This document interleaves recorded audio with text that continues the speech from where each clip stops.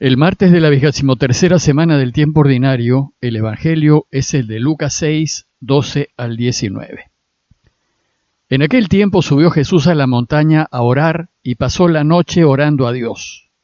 Y cuando se hizo de día, llamó a sus discípulos, escogió a 12 de ellos y los nombró apóstoles: Simón, al que puso de nombre Pedro, y Andrés su hermano, Santiago, Juan, Felipe, Bartolomé, Mateo, Tomás, Santiago Alfeo, Simón apodado el Celotes, Judas el de Santiago, y Judas Iscariote, que fue el traidor.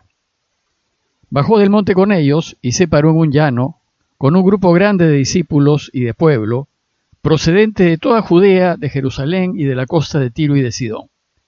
Venían a oírlo y a que los curara de sus enfermedades. Los atormentados por espíritus inmundos quedaban curados, y la gente trataba de tocarlo, porque salía de él una fuerza que los curaba a todos. Vimos que Jesús se está moviendo por Galilea, acompañado de algunos seguidores entusiasmados, que han oído sus enseñanzas, que han visto algunas curaciones que ha hecho, y que han sido testigos de altercados que ha tenido con los escribas y fariseos, que lo andaban siguiendo y observando para atraparlo en alguna falta. De entre todos aquellos que lo han estado siguiendo, en el relato de hoy, Lucas nos va a contar que Jesús va a elegir a 12 para que conformen su núcleo más cercano y para que sean su brazo derecho en el gobierno del nuevo pueblo de Dios. ¿Y por qué 12? Porque 12 eran las tribus que constituían el pueblo de Israel. Pero dado que el pueblo de Israel no fue capaz de observar la alianza con Dios, Jesús decide elegir a 12 para que sean las cabezas de un nuevo pueblo de Dios. Un pueblo que Él está preparando y cuya ley será la ley del amor. Un pueblo que sea capaz de observar una nueva alianza con Dios por su intermedio. Ese nuevo pueblo de Dios es su iglesia. Y ella será ahora la llamada a ayudar a Dios a reinar. Ahora bien, elegir a 12 de entre sus discípulos fue una decisión muy delicada, pues Jesús les va a delegar todo poder y autoridad para el gobierno del nuevo pueblo de Dios, y por tanto debía elegirlos con mucho cuidado. El texto de hoy nos relata esta elección.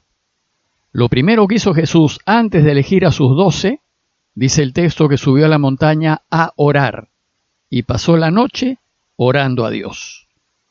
Sabemos que Jesús tuvo una intensa vida de oración, probablemente fue un hábito que le enseñó María desde muy niño, y sabemos que cada paso que daba y cada decisión que tomaba la consultaba con su Padre, la discernía, pues quería acertar en sus decisiones y elegir solo aquello que era voluntad del Padre. Luego, en los momentos más importantes de su vida, en donde su decisión es crucial, pues define la ruta a seguir, su oración será más intensa y profunda. Ahora está por elegir a 12 de los suyos, y se trata de una elección muy importante. Se jugaba el futuro del nuevo pueblo de Dios y no deseaba equivocarse. Por eso, antes de hacerlo, el texto nos dice que se pasó toda la noche en oración. Quería elegir solo a aquellos que su padre quería, a aquellos que mejor lo pudiesen ayudar. Y luego de esa larga noche de oración, a solas con su padre, Jesús vio claramente a quiénes debía escoger. Y dice el relato que cuando se hizo de día llamó a sus discípulos y escogió a 12 de ellos y los nombró apóstoles. Apóstol significa enviado, y lo que Jesús desea es elegir a estos 12 para enviarlos en su nombre a anunciar la buena noticia del reinado de Dios. Los 12 van a acompañar a Jesús muy de cerca, van a comer con Él, beber y vestir como Él, y van a estar con Él permanentemente, a trabajar con Él de día y de noche, a fin de empaparse de sus prioridades y valores y aprender su modo de proceder. A continuación, Lucas nos da los nombres de estos 12. Y es Pedro, uno de sus 3 amigos íntimos, junto con Santiago y Juan, quien encabeza la lista. De hecho, había 2 parejas de hermanos, Pedro y Andrés y Santiago y Juan. Y sabemos que al menos uno de los 12, Pedro, estaba casado. Es curioso comprobar lo dispar y heterogéneo que fue el grupo que eligió Jesús. Había de todo.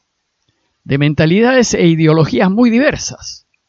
Por ejemplo, estaba el publicano Mateo, digamos de derecha, porque era prorromano, colaborador de los invasores, pero también estaba Simón, apodado el Zelota, y digamos que era de izquierda, pues sabemos que los celotas eran nacionalistas antirromanos que deseaban echar a los romanos por la violencia. Algunos, como Andrés y Felipe, eran de cultura griega y solían ser más liberales. Los otros, de escultura hebrea, eran bastante más conservadores. En general, el grupo estaba compuesto por gente de clase trabajadora y de clase media campesina. La gente tiene la idea de que los apóstoles eran pobrísimos, pero en realidad las dos parejas de hermanos eran pescadores y de situación relativamente acomodada, aunque vivían la sencillez de vida de la vida campesina de Galilea. Es claro que Santiago y Juan tenían una pequeña empresa de pesca con su padre Zebedeo y tenían obreros que trabajaban para ellos.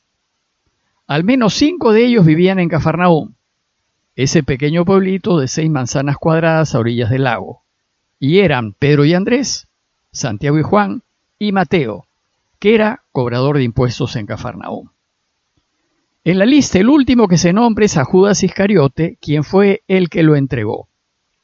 El libro de los Hechos nos cuenta que Judas fue retirado de la lista después de su traición y en su lugar fue nombrado Matías, y así se completó el número de los 12. A propósito de la elección de Judas, ¿se habrá equivocado Jesús al elegirlo? ¿Cómo así Jesús, después de todo el cuidado que puso en elegir a los 12 y luego de una larga noche de oración para confrontar su decisión con su padre, terminó eligiendo a Judas? Una breve nota aclaratoria. Sucede que todos hemos sido creados libres para elegir nuestros caminos. Y Dios no se puede oponer al ejercicio de nuestra libertad. Si elegimos mal, Dios no nos puede obligar a cambiar de decisión, pues si lo pudiese hacer, dejaríamos de ser libres. Dios desea hondamente que todos elijamos volver a Él, para vivir con Él en la eterna felicidad. Y para ello nos va a decir repetidas veces que elijamos lo correcto. Pero somos nosotros, quienes al ejercer nuestra libertad, decidimos hacerle o no hacerle caso. Sin duda Jesús vio con claridad que Judas tenía todas las cualidades para ser uno de los 12, y podía haber sido un buen apóstol. Por eso confió en él, apostó por él, y lo eligió. Probablemente Judas colmó sus expectativas durante un buen tiempo, pero al final se dejó tentar. Lo que valora el mundo pesó más que la propuesta de Jesús y decidió libremente dejar el camino de Jesús y entregarlo por 30 monedas de plata. Lo que le sucedió a Judas sucede también con nosotros. Dios apuesta por nosotros y sueña y desea que nosotros lo elijamos, pero nunca nos obliga a hacer el bien. Somos nosotros quienes libremente elegimos hacer el bien o hacer el mal, y libremente elegimos estar con Dios o estar sin Dios. Esto sucede también con algunos responsables de la iglesia. Algunos con buenos deseos caminan un buen tiempo a la luz de Dios, pero en algún momento, tentados por el enemigo, por el dinero, por la promoción a más altos puestos, por el poder, se pasan de la luz a la oscuridad y hacen mucho daño a la iglesia. El caso de Judas se repite continuamente en la iglesia. Y no es que Dios se equivoque al llamarnos. Él claramente ve que podemos hacerlo bien. Y probablemente por un buen tiempo seguiremos entusiasmados su camino. Pero en algún momento, tentados por el placer y por lo que valora el mundo, ejercemos nuestra libertad en contra de Dios y dejamos de lado su camino. Desgraciadamente, Dios no puede hacer nada para impedir que ejerzamos nuestra libertad, pues nos ha creado libres, y al hacerlo se ha corrido el riesgo de que lo elijamos o lo rechacemos. Si bien Dios desea que lo elijamos, finalmente la decisión es nuestra. El relato de hoy concluye mostrándonos a Jesús ya con su grupo constituido, trabajando para que su Padre reine.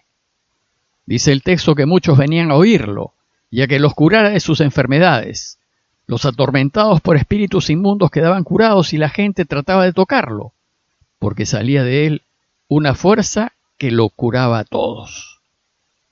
Los 12, en la medida en que caminen a la luz del Señor, serán capaces de curar y de liberar.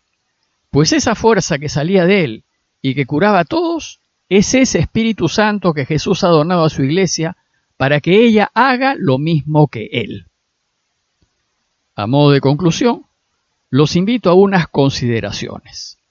Primero, a considerar la importancia de consultar con Dios mediante la oración las decisiones que estamos por tomar, a fin de que elijamos solo aquello que sea su voluntad. Segundo, considerar que Jesús llamó a gente muy variada para que sean de los 12, y considerar que así es también hoy, que la iglesia está compuesta por gente muy distinta, algunos más afines a uno que otros. Y es una pena que muchos, con mucha facilidad, hablen mal de las autoridades de la iglesia simplemente porque no piensan como ellos, o porque son de derecha, o porque son de izquierda. No tenemos ningún derecho a criticar a la gente de la iglesia por su modo de pensar o por su cultura. Lo que hay que ver es si hacen lo que Jesús desea, y si lo hacen, entonces son de los de Jesús. Y tercero, considerar que una vez que elegimos hacer su voluntad, no perdemos nuestra libertad. Seguimos siendo libres para decidir y, desgraciadamente, en cualquier momento todos podemos elegir traicionarlo.